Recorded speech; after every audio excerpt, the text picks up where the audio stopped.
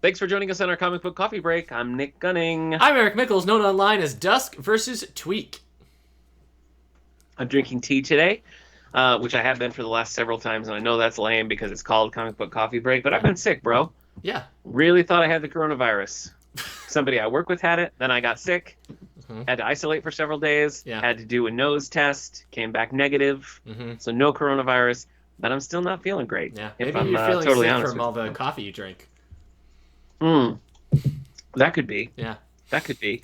This doesn't have any sugar in it, and yet it tastes too sweet for me. Do you think I'm having a stroke?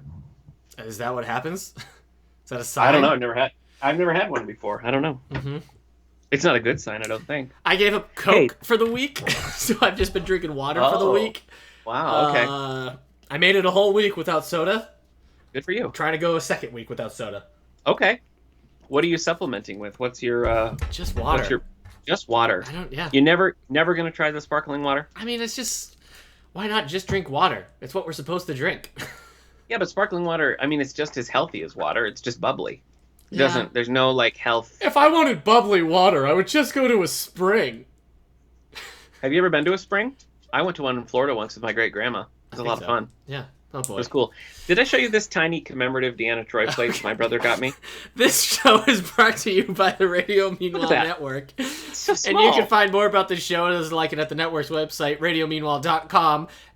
As soon as I update it. It might be a little bit behind. That happens. Yeah, I don't want to point any fingers, but I linked to that the other day, and I was like, wow. Yes. Apparently it's $19.99 at the Radio Meanwhile Network. And not just because of our covering by Lamo's son. Shall we talk comic books? Yeah. That's what we're supposed to do, right? That's what we're supposed to do, Mr. Deanna Troi Pin. Pin? No, it's a plate. It's a small commemorative plate. Oh, wow, that was really small then. Because that's what I'm saying. Look at that. See that? Yeah, that is tiny. You could turn it into a pin. Yeah, you could turn it into a pin. Who wants to go? You have a lot of stuff, so you go. You just go. Yeah. Oh, sorry. Yes. Well, I was home in isolation. Have I mentioned that? Yes. I couldn't remember. All week. I did. I told you. Okay, I told you. Yep. You're right. I did reach out for support and got nothing from you. I remember. But before that, just randomly, I checked out a bunch of like hard copy issues of graphic novels because I find like I read them quicker when they're in print. Is that just because I'm an old man, or do you find that as well? I don't know. That sounds a little bit old man. What, you Does read it? them quicker in print? Yes. Yes. It is an old man thing? I think you not graze. What's the thing we say? Skim. I think you skim more in print. That's probably true. Yeah. That's probably true. I just feel like I'm taking in the whole page a little bit more than I do. Maybe. Like when I like the panel by panel thing, but anyway. I don't panel by panel for the most part. Oh, really? Even on digital, I just read the. What do you read it? What do you read it on? You read it on like you read it on a Nook, right? Yeah. Yeah, I find it just a little too small. So again, old man. Yeah, that might be true. That's why I like the panel by panel. But the end of that long rambling story was that I have like a whole stack of Aquaman and Flash. So I read 2 volumes each, and this is the problem that I have. I for years was trying to like follow a reading order. I was reading like trades, just trade by trade by trade. Then when I got the apps, I was trying to do like an issue by issues thing because a lot of times the trades conflict with each other. So I was trying to just do issues. And what happens is it's like when you're really truly reading them in order, it'll be like a full calendar year in between me reading like one volume of the Flash to the next. So I thought I would try to just like binge a couple of series, several volumes back to back to back and get a better sense of the story. And for both Flash and Aquaman, I feel like this worked in my favor. So I'm going to start with Aquaman. All right, so Aquaman Volume 6, Kingslayer. This is kind of the end. Like, this ends, and then we have a Suicide Squad crossover and a Justice League crossover, and then a new creative team takes over, and the numbering continues, but the graphic novels start over at number 1. So this is kind of the end of this era, and I enjoyed it, but I'm also kind of glad to be done with it because it was again a lot of like jockeying for the throne, and I just feel like how many times can you do this? This and apparently, is Rebirth era, right? It is. Yeah. Yes, it is. And like the New 52 stuff started really strong with Jeff Johns' Aquaman. But it was also jockeying for the throne stuff. It was. But it also like grounded the character in a way that I feel like he hadn't been in a while, and it made him it made him like seem like more of a, yeah, we can do something with this character. But then you kind of got into Super Friends territory where it was like, why do we have Aquaman if we don't have water? And so it was a whole thing. But these first 6 volumes have been fine. I think what's really saved it is it's been a lot of really great art for a long time, so that was really helping it.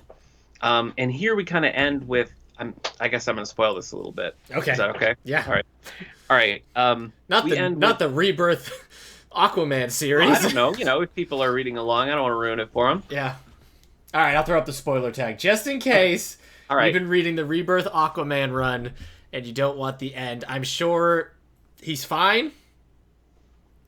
Well, it's about who ends up on the throne, really, is what I didn't want to spoil, because it is kind of a long time coming. And we end with Mira, like taking over, and Aquaman sort of, I don't know, being kind of a rogue agent within it. So I was kind of satisfied with that. I didn't really know what they were. For a long time, I haven't really been invested with who ends up on the throne, but I thought it was kind of smart, like what they did with Mira, and so I thought it ended kind of strong. The next volume is Aquaman Suicide Squad Sink Atlantis. Yeah, and this is where this thing stopped me from reading the Suicide Squad from where I was, because this is where I was next, and I just couldn't get to it. I just couldn't. I honestly don't know how much Aquaman matters. I think it matters more. Like the end of Volume 6, Atlantis raises from the top. But that has more to do with whatever's going on in Dark Knight's Metal than what's been going on in Aquaman. I guess I'm not so, worried that I'm going to be like, whoa, what's happening in Aquaman? It's just, I get kind of sick of we got the Suicide Squad. Let's put them against Aquaman. I'm like, okay, if you want the Suicide Squad to die, but then they still win. It was like the Suicide Squad Justice League versus thing, where it's like Harley Quinn versus Wonder Woman. I'm like, all right, well, Harley Quinn would be a smear on Wonder Woman's fist if this thing got real. And even this cover, it's like Harley Quinn, Deadshot, Killer Croc, will fight Aquaman? It's like, all right, well, I guess Aquaman needs to let off some steam or something. Well, it's actually not. It's not quite that. I share your frustrations with that. The actual plot of this is Atlantis is, it's surfaced and it's causing all sorts of problems, and so the government doesn't want to sink Atlantis, but they want it to go away, and so Amanda Waller assigns the Suicide Squad, but it's like Croc and Deadshot and Harley Quinn, and then Satanus comes in there, which is not a character I'm really familiar with, but it was kind of an interesting X Factor. And their whole purpose X Factor is a different property where they pretend to be mutants. Yes. But what it is she sends them in on a secret mission to sink Atlantis. So they're not really fighting Aquaman. They're going on a covert mission to sink everything. So the weird thing about this was I have only read the first volume of Suicide Squad Rebirth, and I remember liking it. I thought it was a decent, but I didn't read anything after that in Suicide Squad. I always intended to, and I just didn't. But this actually made me want to go back, because even though I've been reading Aquaman all the way up through this, I was much more interested in what was going on with the Suicide Squad. Yeah. And I typically don't care a lot for Amanda Waller, but her dynamic with Mira in this I thought was really interesting. Your frustration with Aquaman always doing the who will have the throne storyline is similar to my frustration with Suicide Squad comics, where it's like, oh no, it's a breakout in the Suicide Squad prison. Yeah. It's like, oh, okay, we're doing it's like every volume 1 or 2 is this one. So after a while, it's like, so your Suicide Squad is just there to stop the Suicide Squad. Maybe stop having a Suicide Squad. You won't need a Suicide Squad. Just don't do that. Yeah. So I felt like this was a good use of the Suicide Squad. I'm glad that it was a smaller team. I'm glad they had a clear objective. It was a different kind of objective. It's a weird blend, like Aquaman and the Suicide Squad. So I was actually pretty pleasantly surprised by this. And now kind of plan to go back and catch up on Suicide Squad, because I thought it was cool. I do need to get back to Suicide Squad. I mean, I just read all the original Suicide Squad. The Ostrander stuff, right? The Ostrander stuff, which was fun. But I think it ended at 50, the new one. The last one I read, I'm pretty sure is called Drain the Swamp. So that was volume 7. So I got to get past there. Yeah. So issue 40. So I got 10 issues left. I don't know why I just don't finish it. Oh, yeah. you might as well. Yeah. You might as well go the distance. So, Yeah. what did you read this week? Close that. What did I read this week? All right. I guess in the world of DC, I read volumes 4 and 5 of Detective Comics. Oh, okay. And volume 5 is what is volume? So volume 4 is Deus Ex Machina, where I get confused between Azazel and Azrael. Azrael's armor, his tech armor, becomes sentient. Yeah. And they have a big old fight against Azrael's armor. Yeah. Okay, and also Zatanna is there for some magic stuff. I liked everything with Zatanna. I liked everything with Azrael. I was like, cool. The Zatanna stuff, is good, but I guess like if you're reading it now, you probably don't care. But it also, for me, it feels kind of redundant based off of the Batman animated series. They did an episode that was kind of like that, where like we see him in his past hanging out with her and stuff. But I mean, at this point, that show's like 25, 30 years old. So here I am being like, well, this reminds me of that one episode. Yeah. But yeah, the Zatanna stuff was good. The Azrael stuff was so dumb. It's like, oh no, his armor's... I don't know. But volume 5 has Bruce... I don't know why I said Bruce. You know why? Tim Drake. It has Tim Drake escaping the situation. Turns out a Batman figure has captured Tim Drake. But the Batman figure is Tim Drake! Whoa! Which, again... I've been thinking about this with the Detective Comics. Who are the main villains right now in Detective Comics Volume 5? It's been the Batman group that's like a paramilitary group that's based on Batman, and now a future Batman that is Tim Drake, and it's still more of this, like, the only foe they can have for Batman anymore is Batman. I don't know what's happening. It's all over the place. Yeah. I can't... It's like... Everybody's doing it, but nobody's realizing that everybody else is doing it. I don't understand what's happening. I mean, you literally made an army of Batman, and you're not like, oh wait, is this kind of like Last Night on Earth, kind of like the Batman Who Laughs, kind of like Thomas Wayne Batman? Anyway, but I also feel like the whole, like, the whole Tim Drake as Batman not wanting to be Batman thing was also done... long ago, back during Jeff Johns' Teen Titans stuff. They even did like a dark future thing. We talked about this in episode 7 of Comic Book Coffee Break back when I read it, and I pretty much said exactly the same things you're saying here, where it's just like it's just been done before. Yeah. So I was glad to have Tim Drake back, but like I don't care about Anarchy, and I feel like Clayface is getting way too much screen time at this point. Again, this is one of those things where, like, if this was the pre-New 52 timeline and everything, I would have been like, oh, cool, Anarchy.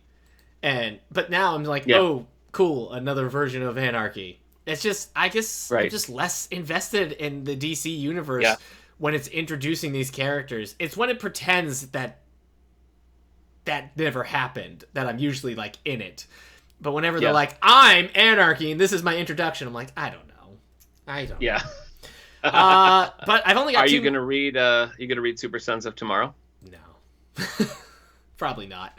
I got these in print, so I've got volume 6 and 7 left. You know what's annoying? Volume 7 is called Batman Eternal, and I feel like you should have just called it Batman Forever. The whole like Batman Eternal thing is not as iconic as the Batman Forever. Yeah. So that's true. This series has been... You're about to lap me on this because Volume 5 was the last I read. Yeah, so I'm going to keep reading. This one has just been kind of... It's not... I don't have to be like as emotionally invested or mentally invested with this Batman run as I did with Tom King's run, where I was like, okay, how's he writing this while... Oh, it's like Shakespeare, but if everybody used B's, it's the first letter of every word they said. Okay. Whereas this one is just kind of big, action-packy fun, where, like, every volume is kind of the same. Like, oh no, an army of villains! Look out! Except Volume 5, where it's this evil Batman figure. Okay. And after that, I'll just keep reading. There's 2 more volumes written by other people, but I'll read those, and then I'll jump over to James Tinian's Batman, Okay. the Joker War. Well, sounds Are like you you've got it familiar all with mapped out. Yeah, I've got it all figured out, Nick. Thanks. Anyway, Detective Comics is fine. Okay. Yeah, I agree. Well, maybe I'll read along with you. Oh All right. I read Vision and the Scarlet Witch boy. by Bill Mantlo. This is the first of the Vision and Scarlet Witch series. This is from 1982. The next one is by Englehart. Went for a little longer. This is just a 4-issue series. Kind of interesting. We just talked about this over on How's Things, which you can find at soundcloud.com/allthebooks or anywhere you get your podcasts. We talked a lot about Vision and Scarlet Witch over there this past week, but this was interesting. I think especially in light of WandaVision, it's them sort of being like, I don't want to be Avengers anymore, and they're just like, what's so kooky about it is they're doing very like normal things, like walking down the street or like in a cab or like, you know, unpacking boxes in full superhero regalia or like full superhero regalia with like a jacket, you know. And it makes it like kind of a kooky read, even though it's mostly serious. This has Vision getting injured, and then you're seeing sort of like Vision creating, or you're seeing at least inside of his head, this world where he's sort of working through things. So, you know, I thought it was kind of a interesting juxtaposition to, you know, what's happening in WandaVision. So, Right. I was glad to have read it. It's nothing to write home about, but it was interesting. Yeah, I think the Englehart version is more trippy in some ways, or Yeah. not. Yeah, I read at least the first issue of that, and I just wasn't. It felt a little too connected with what was going on in comics around there, and I haven't read that era of Avengers, so I was a little lost, and I just was like, bah. But apparently, this is the first time it's confirmed that Magneto's their Yes. parent. Yeah, that is a big epic reveal. Yep. So, but every time Quicksilver and Scarlet Witch go to that mountain, Wondergore, and there's that cow, Bova. Yeah. I'm just like, Bova is here. Jeez. Yep, Bova's here. Every time Bova and the High Evolutionaries show up, my brain just turns off. It just can't handle. It's like a step too far. So, like, I agree. Maybe the things that, like, when I see happen on Doctor Who, I'm like, you can't follow this. It feels very Doctor Who. So, yeah. Well, you know, we talked about Englehart. I'm pretty sure the Englehart thing is considered pretty highly, but then, like, afterwards, a lot of the Englehart stuff gets retconned and people aren't happy, including Englehart. Oh, yeah. So, okay. Yeah. From what I've read about that Englehart run, I think you'll see more of the Vision show, the WandaVision show there. Okay. So, yeah, I mean, are you, like, reading this? Or are you like, boy, I can't wait to see what happens with Scarlet Witch and Vision? Or are you just doing your due diligence? It was due diligence reading that. I don't really plan on reading the Englehart run. Oh, really? Like I don't think so. Okay. I just think it's too connected. That was the point I was trying to make. I just felt like it was too set in the events like going on around it, and I just don't know any of those, so I didn't really find it to be an easy like pick up and read. But okay, you know, maybe I'll come back around to it. I just was out of the mood. I mean, I can help you. Like the guy in armor, he's Iron Man, and he's got a weak heart. Okay. The one with the hammer is called Thor. Okay. And he's got a weak heart. Oh, both of them. And so the one with the arrows, that's Beta Ray Hawkeye. Bill. Oh, sorry. He's got a weak heart too. You're right. All right. Do you remember when Hawkeye looked like just a pink and purple Wolverine? Yes. Okay. That's all. Yeah. I just was curious if you knew. It was grape flavored Wolverine. Oh, that's true. That's nice. That's nice. All right, I read Hellblazer. More like your mama Blazer.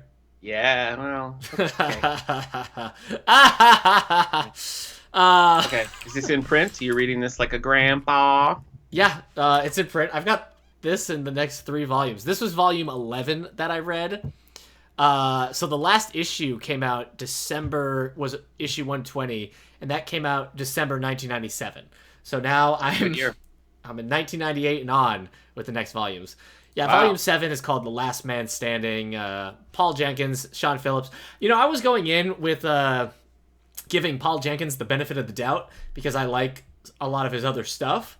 But he just did not win me over. I was so like I almost stopped reading, just thinking like, well, maybe I'm done with Hellblazer right now, just because Yeah. there's just no forward momentum. They're all very like every now and then there's like a 3-parter or something that's interesting, but it's just not. It just doesn't have the same thing as the Garth Ennis run of making you feel like anything matters. I guess that's how I've kind of felt about Aquaman. Like for the last 6 volumes, it's just kind of like, yep, this is the place that we usually tell Aquaman stories in. You know, so I know what you mean. So I thought I was gonna be cool with the one and done stories, but I'm cool. It just didn't do it. And there was some really ugly art in it. Sometimes people can draw Constantine and he's got this cool vibe, and sometimes he's just an ugly bloke. So I don't know. It wasn't great. The next volume I think is a collection of stuff that's like different writers come in and do different stuff, so I don't think it's a continued run either. I don't think that happens until 14, when apparently Brian Azzarello shows up, and then Mike Carey. So Andy Diggle, pass. Anyway, so I read this great when Andy Diggle took over Superman. I read this great interview with him that was like, he was just sort of talking about the goodness of Superman and what it takes to tell a good Superman story. And I just thought he was exactly right. Like, I agreed with every point that he made. And I think he only wrote like a few issues before moving on or, being pushed out. I don't even know what happened, but I was so hopeful when I read that, and then less hopeful now. And I'm just behind in Superman now. There's a specific kind of Superman that I want. A speeding bullet.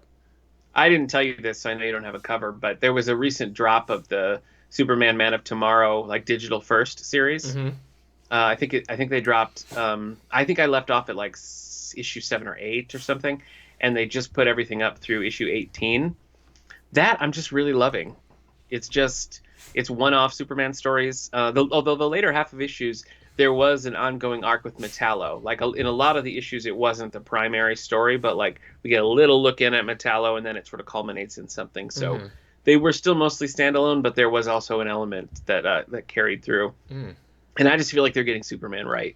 So I really appreciate that. I've been way more into those digital first issues than I have been the Rebirth storyline. Right. For Superman. So I haven't read it. I haven't seen it. Oh, I guess I don't have the subscription. So okay. I don't see it. I guess I can still see what's coming out. Like, boy, I wish I could read this. Well, there's the new Batman the Animated Series, like The Adventures Continue, is out as a digital first. I was reading that. Yeah.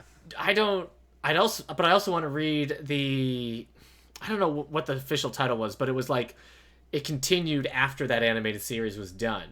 It kept going and did like a Mayor Penguin storyline and some other stuff that I've been meaning to read. So yeah, I've not explored the digital first two. Like there's a Flash, there's an Aquaman, there's a Wonder Woman, and I did read the first 6 or 7 Wonder Woman, and I wasn't really. I guess I still have bad taste in my mouth from that whatever they were doing a while ago, where it was Sensation. You talking about Sensation Comics with Wonder Woman? No, the digital first thing where they were doing like you get like 2 pages or something, and it was super cheap. You get them in parts. So like issue 1 would be like 4 purchases or something. I think that was Batman Beyond did that, and Superman. Batman Beyond. Okay. Yeah. I think that's how Smallville was for a while too, season 11. I never did it that way. Yeah. I mean, I always just waited until they came out. It's very confusing to figure out when you're trying to Goodreads it or find the volumes of where you're supposed to go. But yeah, it's confusing to follow on the app too. Like my son was really liking Teen Titans Go, and that's how they are. It's like it's issue 5, 6, and 7 is really trying to read Batman Beyond has been very confusing for me. So sorry, man. Anyways, I wanted to just throw out, because I was reading Hellblazer this week, that I also got to the season 3 episode of Legends of Tomorrow where he shows up, where Constantine shows up, and they have to go to the old asylum. It was fun because they have the music from the show, which they did with Arrow when he showed up in season 4 of Arrow. They bring in his music, and the Legends of Tomorrow is on top of his own show's title card. Which is cool. So yeah, I dig that. I think as you go forward, you'll be pretty pleased with how much of the Constantine show they incorporate into Legends of Tomorrow. Yeah, it's It's crazy considering it ran 13 episodes. Nobody watched it but me and like two other Yeah. people, and we didn't even Yeah. communicate with each other, which was too bad. Yeah. We should have all Yeah. just formed a Facebook group at You the should. time, be like, "Are you liking this, Tom? Yeah, I'll talk to Jill if she liked it. Oh wait, she said she did. All right, see you guys next week. Keep it alive." It just like Well, that's cool. yeah, 13 episodes. I mean, it was super exciting when Arrow happened, and like the whole talk was that he was going to show up on Constantine, but then they didn't know if it was going to be renewed or not, and it didn't. Right.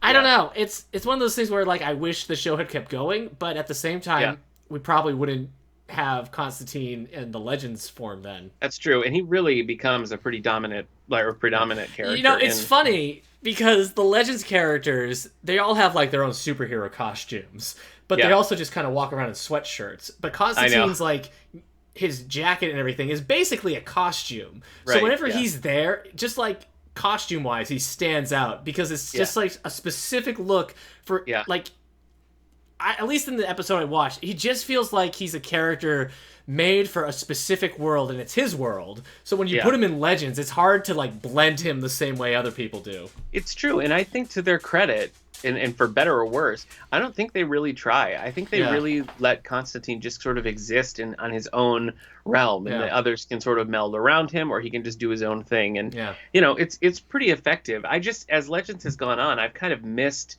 the more like time travel heavy aspects of it, and am less into like the demons and the magic, which is where the focus of the show has really gone. Okay. So, well, I'm still on season 3, right? Okay. Is that right? Sounds right. Yeah. Okay. I read Mutant X. Oh wait, are you next or am I next? Who's next? I haven't said anything in a while, but you want me to go? No, you said that. Go ahead. I got confused with the Superman stuff. Yes. Oh, well, that's true. Yeah, I did say that. I'm going to talk to you, Eric, about Star Wars Jedi Fallen Order Dark Temple. Mm-hmm. So now, there's this is no. by your mama? No, it's not. Don't say that. It's by Matthew Rosenberg, illustrated by Paolo Vigliani. Okay. This is connected to the game Fallen Order. Mm-hmm. As someone who hasn't finished the game, are you lost? No, because it's not a novelization of the story. Right.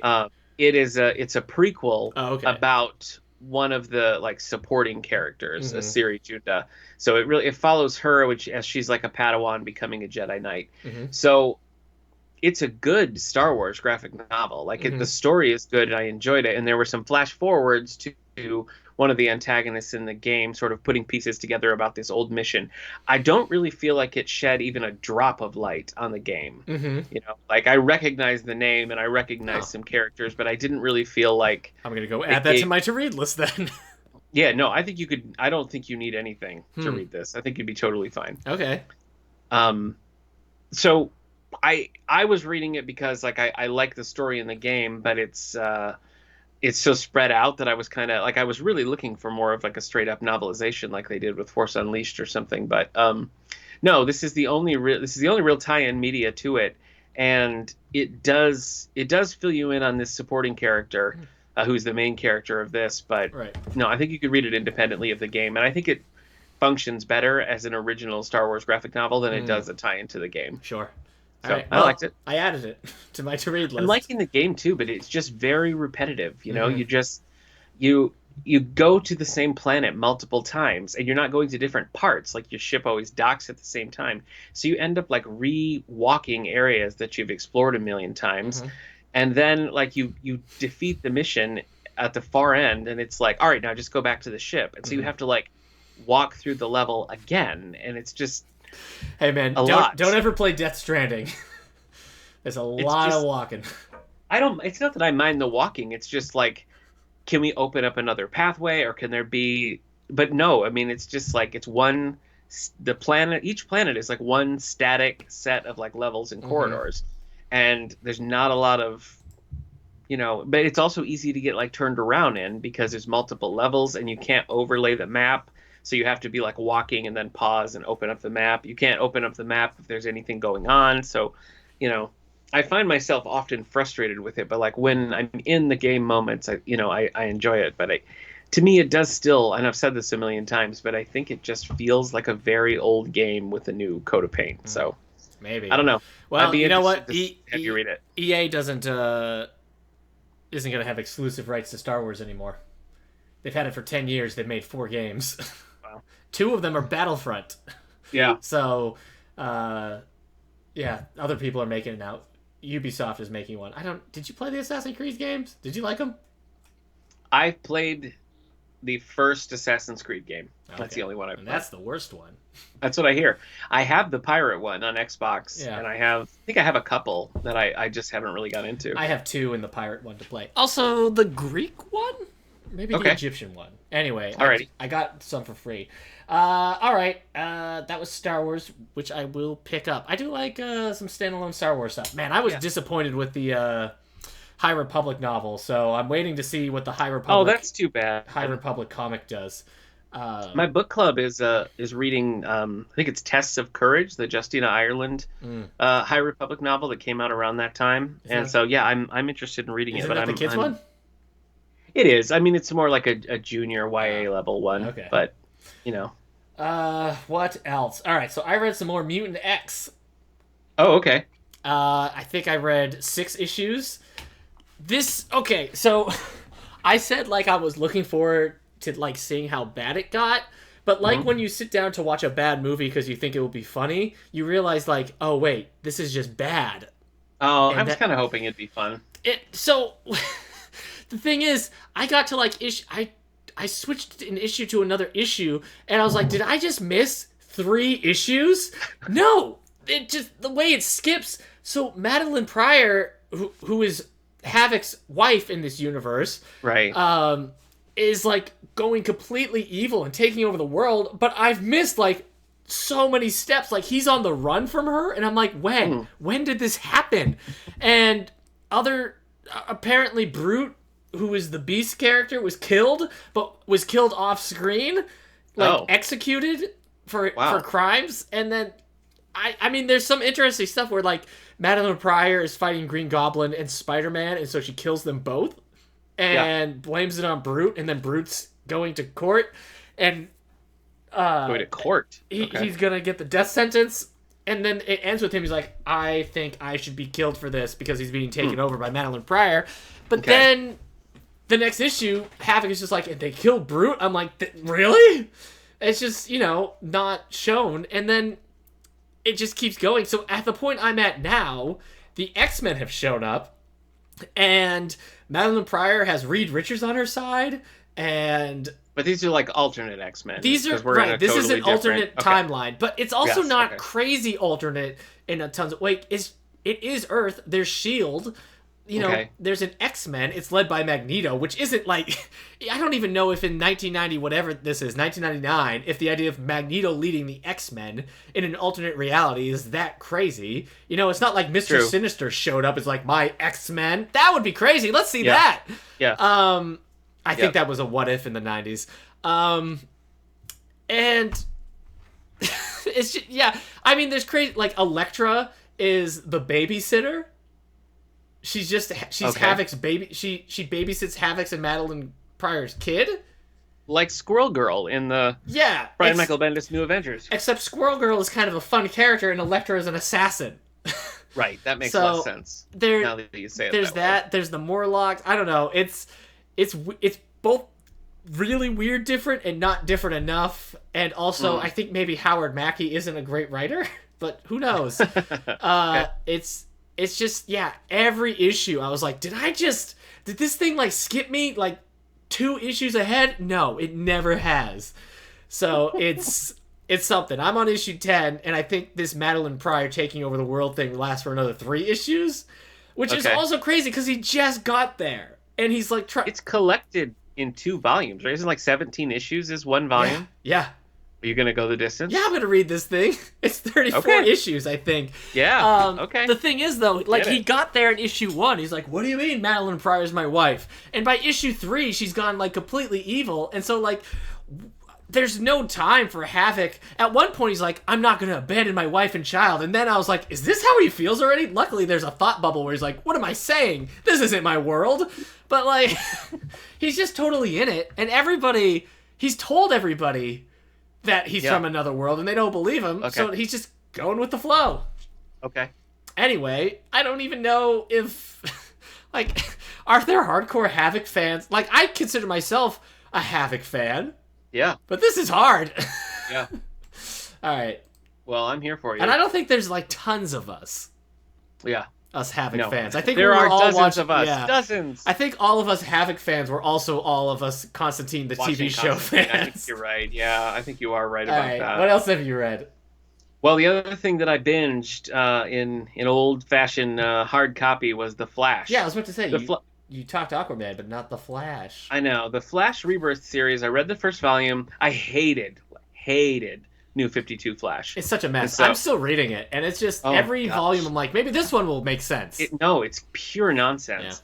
Yeah. And so I was like, I'm going to give this one chance to like win me back. And I read the first one and I was like, I just don't care about this. So I didn't read the rest, but then I was reading Batman and I got to the Button, which is a Batman Flash crossover. Yep. And so I read those. Did you read the Button? I did read the Button. Yeah. Yeah. Isn't it so? Like, what does this button mean? I have no memories of it. Oh my word. But once I did that, I was like, well, I mean, I already read a little Flash, so I don't know, pop back in. So my reading of Rebirth Flash is a little spotty because I don't think I read volumes 2 or 3. But these last couple of days, I read volumes 7 and 8. And the problem I think that Flash has is that it's so convoluted. So if we talk about volume 7, this is a whole thing with the rogues, and there's a whole like plot with Captain Cold, and that would be fine. But like, there's all of this stuff happening where, much like Superman in the Rebirth era, who's a holdover from like the early days, from the original universe, Wally West comes back, like original Wally West, who was the Flash for many years while Barry was dead. That Wally West is back, and nobody remembers him, and he doesn't understand like what's happening and blah blah blah. And finally, like Barry, along the way, Barry understands who he is, but Wally is still kind of kept separate, and he's got a whole thing going on with like the Titans, not the Teen Titans, but the Titans. The Titans, yep. Like the older Titans. Yep. And we also have a second Wally West who is modeled after the Wally West we see in the CW show. Yeah. Or Legends, yeah. He's the New 52 Wally or Rebirth era Wally? I don't remember when they showed up. No, I think this Wally is a Rebirth era Wally. And like, they are both nephews of Iris West, I guess at this point still. And they're like from different ways. Are they her nephew? And like the new Wally we're calling like Wallace, but like they're both Kid Flash, they're both Wally West, they're both there.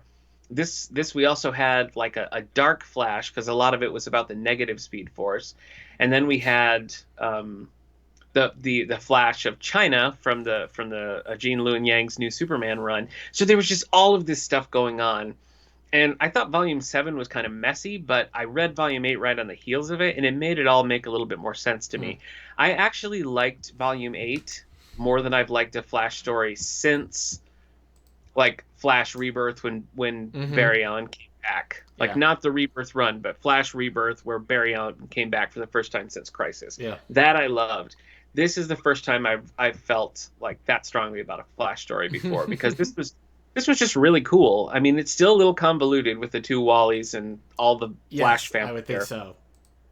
But this was about Gorilla Grodd getting into Flash's head and trying to like pull the energy of the Speed Force to heal him of some affliction that he's had. But he gets in Barry's head and he gets in the other's head, and he's like playing with the negative Speed Force, and it's just this very like cerebral, like battle of wills between Barry and Grodd, while the Wallys and the Flash of China all try to like help Barry out. And it's pretty epic. I also think it works decently as a standalone if you just accept that there are other members of the Flash family, and here they are. But I thought this was really strong, and I have a whole batch of Flash graphic novels checked out. So I'm gonna try to like read these. I'm gonna try to read these in rapid fire and like get up. That's the way to do it. I know. Because it just really seems like the way to go with this series. And now that it has my interest, I want to... Remember when Sonic the Hedgehog was speed reading Flash comics in his movie? Yes. So that we knew how fast he was? He's so fast. Yes, I do. Yeah. When are you going to get back to reading Sonic the Hedgehog comics? I know your library has them. I got hit too hard in the early days, Really, that Princess Sally series, Princess Sally was an awakening for you. She was, yep. Is that it for your reading? No, I read the 13. I read the first volume that makes up 13 issues plus the 3-issue miniseries of Lucifer. Oh, Lucifer. I just can't do it. I'm sorry, man. This is by Mike Carey. Okay. If that helps. Who writes all the Star Trek books? Mike Carey? Does he? I don't know. I'll check. I mean, he writes a bunch of comic book stuff. I don't know if he writes Star Trek. Okay. Yeah, this takes place right after. I didn't realize it. He does not. Okay. He does. I didn't realize this was in 2000. I thought it was more of a 90s comic, but it's not. It's 2000 2006. It ran for 75 issues. Mike Carey wrote the whole thing. Mike Johnson. Mike Johnson's the Star Trek comic book author. Takes place pretty much during Sandman, right after Sandman, where Lucifer owns his bar, Lux, and is doing his stuff. The first 3 issues are the Sandman Presents Lucifer, where he's sent on a mission by heaven to do some stuff, and he meets some characters. And then the 13 issues are about him kind of collecting these people and opening a portal, and it turns out he's opened a portal to a new universe, and he's created a new universe, and that's where issue 13 ends, with him being I'm thinking about getting into the god business. And a lot of it is reminiscent of Sandman. The art is really interesting, because in my head, I guess I always imagined this would be very artsy art, very maybe sketch art, or who's that artist that did Daredevil for a while? Dave McKean. I can't remember, but it's actually very bold art, feels very comic booky, superhero comic booky. I feel like I've seen this artist do other goofier stuff, because when he's drawing angels, they can be very big, or kind of squat and have these big jaws and everything. So the art isn't as fancy as I thought it was going to be, but it's still good. So yeah, this really just feels like a holdover from Sandman in a lot of ways. There's I guess at one point I'll get to a story in Hellblazer where John Constantine is in jail, because he's just there in one issue just talking to somebody in a panel. He's like, it's my fault. If I hadn't messed up, I wouldn't have ended up in jail. So I was like, I guess we'll see him in jail. A little tease. Yeah, but I mean, Sandman is its own universe, but it's also in the DC universe at times, because he interacts with DC characters every now and then, and sometimes you see the Justice League in the Dreaming. And then Hellblazer is in the DC universe, because he was with Swamp Thing, and Swamp Thing interacted with Batman and Superman and stuff. And Hellblazer, even in the series, what's his name? The Spectre and who's the guy with the necklace? The Phantom Stranger showed up in Hellblazer. So that's in the DC universe. Right. And Lucifer is a spin-off of Sandman and So he's technically then in the DC universe. And I don't know if that's ever if Lucifer will be like, "Hello, Hawk and Dove." You could have pulled anyone. Literally anyone. Yeah. And you went Hawk and Dove. Hawk and Dove. But it's also I feel more so than Hellblazer, I feel like Lucifer feels very much like a Vertigo book, and just doing its stuff. So, always nice to realize I have more classic Vertigo to read. That is nice. So I'm happy for you. This is 5 volumes, I think. It's because it's 75 issues. So, I guess it was a character. Neil Gaiman has a thing at the beginning, talking about how people can we spin anything off of Sandman? He'd be like, we could do Lucifer, and be like, oh, no, thank you. And he just suggested every now and then. And then at the last point, he's like, well, we could do Lucifer. And Mike Carey's like, I can do it. Mr. Gaiman, I can do it. I can do it. If you don't mind, sir. So, the last thing I read is really dumb. Yeah. Yeah, I know what you mean, though, what you just said about how you can't do it. I definitely think, like, as a teenager, I maybe stayed away from reading it a little bit because I was like, maybe I can't do it. But now I'm just kind of like, well, it's just a story. Okay. All right. Yeah, yeah.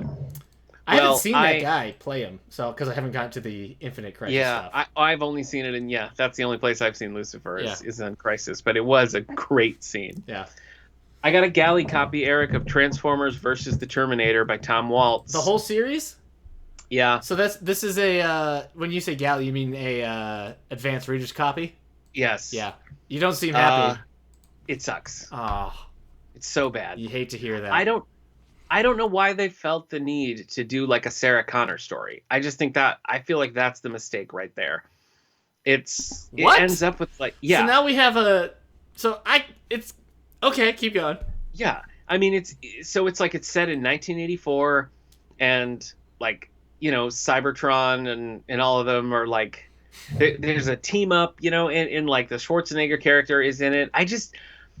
I don't know why you would tie it so closely to like Terminator 1. I thought this was just going to be like just robots in the future. That's what I thought we were going to get. That it was going to be like a Terminator world, and like Optimus Prime and the others were going to be like, what's happened to this world? And come down. But no, it's just like 1984, and there she is running around. They're trying to get her. It was just really bad, and it was. Like, it didn't feel like it was doing the 80s. It felt like it was written in the 80s and then shelved for 30 years. I didn't feel nostalgic. It just felt old-fashioned, and I 100% hated the art. So I don't know who this is for. Yeah. Because weird. I just thought it kind of sucked. I wouldn't have messed with human characters at all. Yeah, and I would have had it. I don't want to see a scene of Sarah Connor, like, in, like, Bumblebee. Like, quick, we got to get out of here! And Bumblebee Well, then don't read Transformers versus the Terminator by Tom Waltz would be my suggestion. Yeah. I did the Terminator RoboCop thing, and I was like, all right, but it wasn't as like exciting as I thought it was going to be. Whereas like I loved the Terminator comics. So maybe they're just not. Maybe Terminator just shouldn't be crossed over with stuff. I can't speak highly enough about Terminator at Star Trek though, because it takes the 80s Terminator cartoon and the 70s Star Trek cartoon and mashes them up, and that's pretty fun. And the Transformers it's Transformers Star Trek. Yeah. Transformers Back to the Future is coming out this year also, so I'm going to have to read that. Mm-hmm. I have to. It's a law. I watched a couple things. Did you watch WandaVision this week? Mm-hmm. Did what you saw in that help you at all? Did it? Because I know you've been waiting for a little bit more of a, like, on the plot side.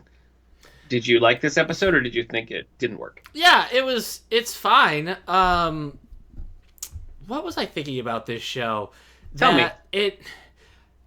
I think the thing is, Mandalorian, like if we're comparing it to Disney Plus TV shows, Mandalorian, every episode felt like a very standalone episode while there was still things building. But it felt like every episode was kind of self-contained. So you're just like, all right, I'm just going to tune in for a Mandalorian thing. Whereas WandaVision has been very much like, all right, here's a goofy sitcom premise for 15 minutes and then 5 minutes of hinting and freaking out kind of stuff. Yeah. And the newer episode was like the opposite of that, but I know. At the same time, it was all prequel-y stuff. So I didn't feel like I don't know. I didn't feel like I was learning anything necessarily that I didn't know. And at the end, the big revelation of like, yeah, is anybody surprised by this? That's exactly what I said, And my wife was like, oh, if you don't know Scarlet Witch and you don't know what her powers are, you've only know her from the MCU. Yeah. Like, but maybe, I feel like maybe from the that's first not episode, we've been supposed. I know. So, yeah, I guess if all I knew her was from the movies, I might be a little surprised by it. But I felt that was very anticlimactic. I did too.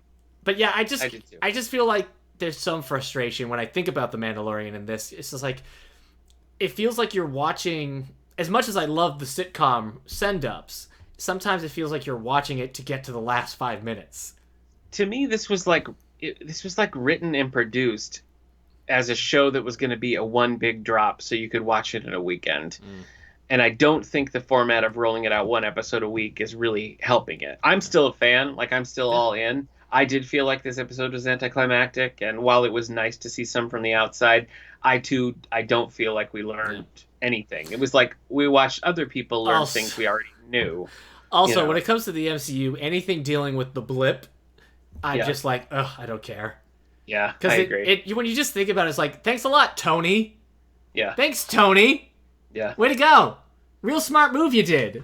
Yeah. Just bring everything back bring everybody back, but leave the world it was. That way, you killed, like, I was thinking, like, somebody's gonna show, if you show up exactly where you were, and you were on a plane, but the plane is no longer there, how many people are falling to their death after that snap? A good question. I just think that's a great question. I mean, Tony's been selfish all the movies, so it makes sense, but it does. It's just also, we got Kat Dennings back. Yeah, I was all in for that. It just feels like the snap. I know this is MC. The whole way Tony had everything fixed in Endgame just overcomplicates the universe in a way that it doesn't need to be overcomplicated. But it's too late now. Things are done. Yeah. I mean, and I think that, like, Far From Home's way of dealing with that was just sort of being like, yeah, that was weird, and then, like, moving on. Yeah, and, but being funny about it, too. Yeah. Like, he's old or something. But it just gets to the point, like, I just don't want to think about that. I just want to... Anyway. It was funny seeing Kat Dennings, though I do miss... when she's, like... We meet Kat Dennings, and she's, like, on her own now. Yeah. We haven't seen her since The Dark World, which is crazy. Yeah. But I do kind of miss that goofy comic relief sidekick nature of her. Whereas now when she's just on her own, I'm like, oh, well, if she's the straight man, that's not as funny. Yeah. So. Yeah. Well, I was still glad to have her. But what's his name? Randall Park.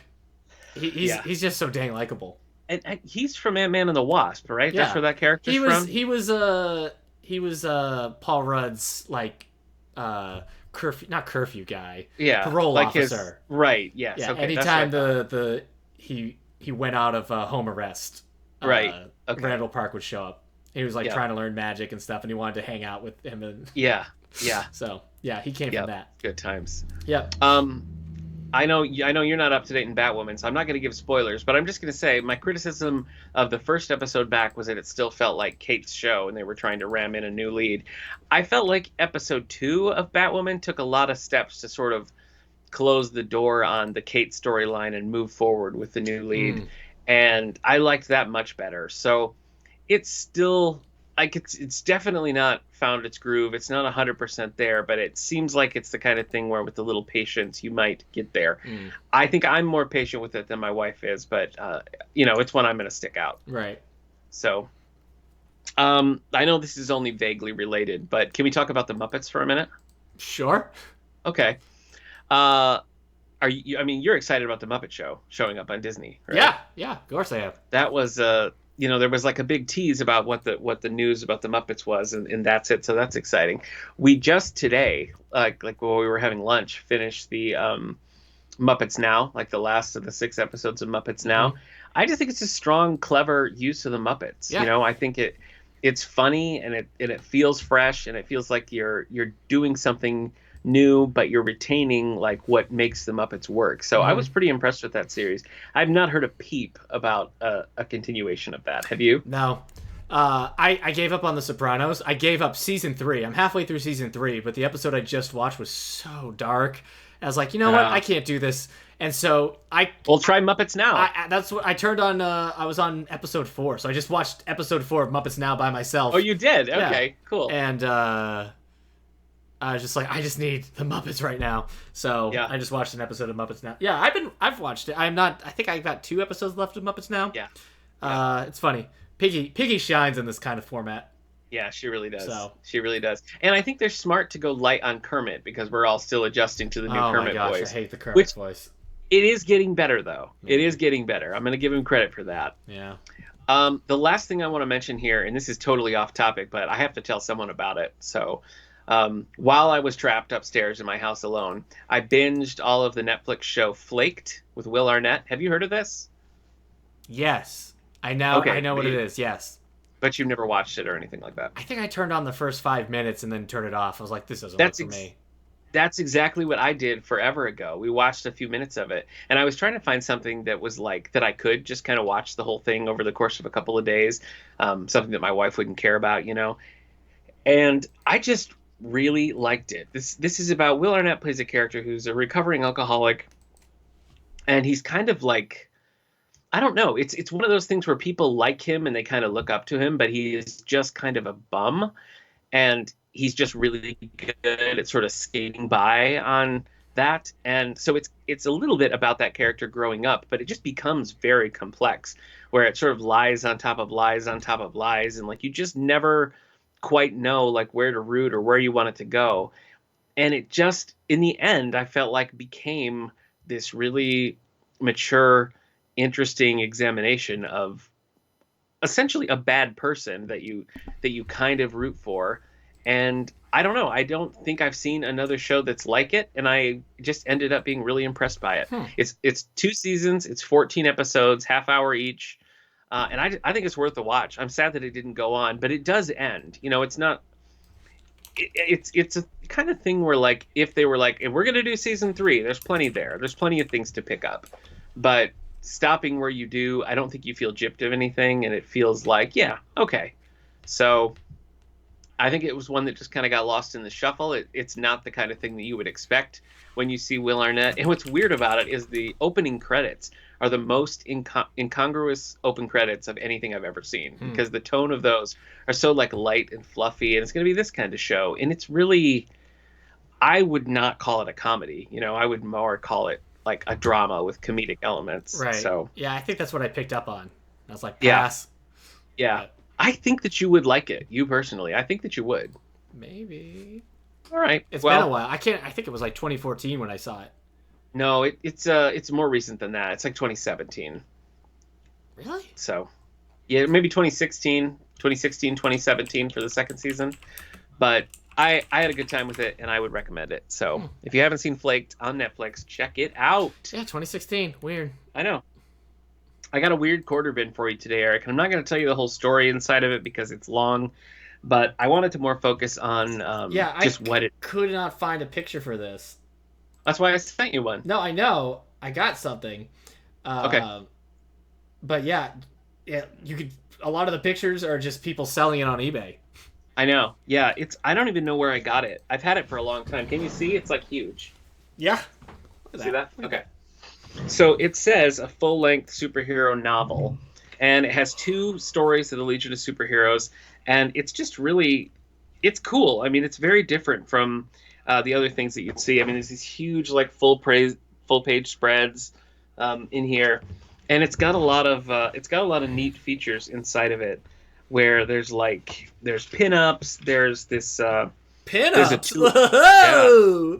There's like a tour of Legion headquarters, and it tells you all the things that it does. There's this wedding scene in the center of the book. That's the spread that I was showing you here. Mm-hmm. It's this the wedding of Bouncing Boy and Duo Damsel, and the page at the end has a grid where it tells you like all of the Legion characters, like where they are. So that's just kind of cool. That looks well worn. Yes, I've had this one forever. And it wasn't in great shape when I got it when I was a kid, I know, but I just hadn't seen anything like it. And I remember thinking it was a coloring book, when I first sure, yeah. It up. Like, that's what it looks like. And then you open it up, you're like, son of a, somebody already got to it. But it's a pretty good story, as I recall. And, it's heavy on Superboy, which is cool. Right. But I just really liked the format, and I liked all the little, like, extra features in it. So it is Superboy and the Legion of Superheroes Limited Collector's Edition. It says Volume 5, number C49 from October of 1976.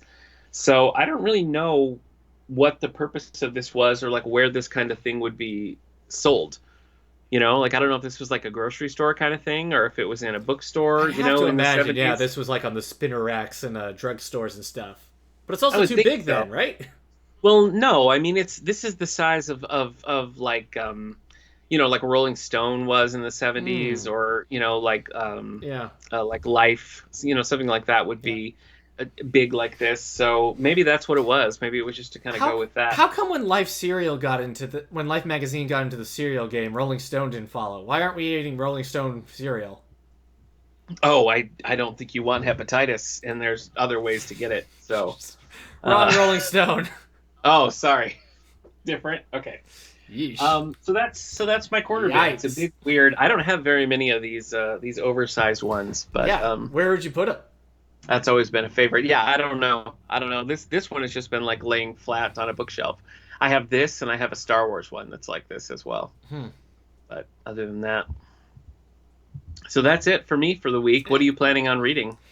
More Hellblazer, more Lucifer. Okay. Because I'm a retrobate now.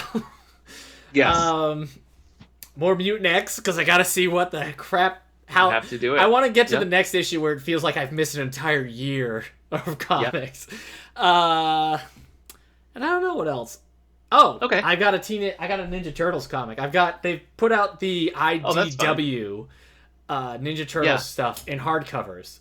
Massive. Okay. They have like 11 or 12 Okay. of them. And my library has them all. So I grabbed the first volume because it would look too much fun.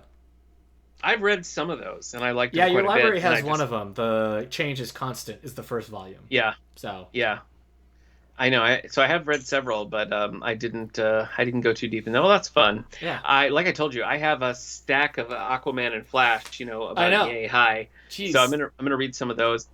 I also, for Black History Month, I was gonna try to read some characters that I haven't read before, like the like Firestorm, like the second Firestorm. So I was gonna try to read a little bit of that Blade? and just sort of see what I can find. Coward. Oh, maybe I could read Blade. No, there Maybe I aren't could any. read I don't Blade. think there are any good Blade comics. Oh, Which is well. Marvel. Yeah, it's crazy. Don't get me started on how bad Marvel is with Blade comics. I won't. All right. I won't get you started on All how right. bad Marvel is on Blade comics. Okay. So that's probably it for me. Yeah, And maybe I'll read Detective Comics so you don't spoil it for me. You that's know? true. I will be spoiling it with the next Maybe volumes. I gotta get in there. Yeah, if you want to know what happens to Kate Kane. Right. You have a Yeah. Kate Kane and a Cassandra Kane in that book. I know. Anyway, I know. I'm turning Hey, into an there's- old man in his chair. There's literally too many two Kanes. freaking Wally Wests. I know. There you yeah. Both are playing Kid Flash in mine, so I don't even want to hear it. So dumb. Yeah, I know. All and, right. and at this point, Cassandra Kane is orphan, right? That's what they're calling Yeah. her in Yeah. in this continuity. Okay. It's different that's weird. spellings of Kane. Yeah, you're right. So yeah, so shut up. Sorry. Kane the Swamp. Just shut up. What? All right. All right, everybody. Thanks again. This show's part of the Radio Meanwhile Network. You can find more about this at the RadioMeanwhileNetwork.com. That's right. I'm Eric Mickles. I'm Nick Gunning. You can find me as the co-host of 902 and Here We Go, or How's Things for the David A. Howe Public Library. Come check me out. How's things? But is anyone ever asking how's Nick? No. See you on the flip side? Oh wait, you're reading Yeah, Aquaman. See you on the flipper side. Yes.